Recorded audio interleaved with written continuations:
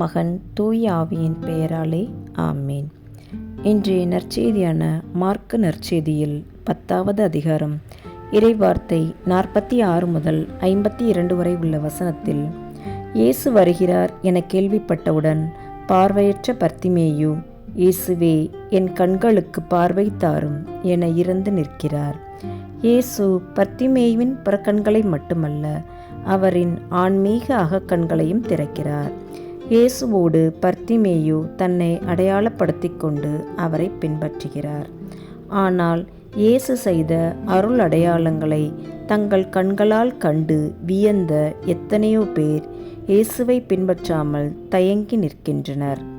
இன்று நம் உதடுகள் உதிர்க்க வேண்டிய ஒற்றை ஜெபம், இயேசுவே, என் அகக்கண்களை திறந்தருளும். ஆமென்.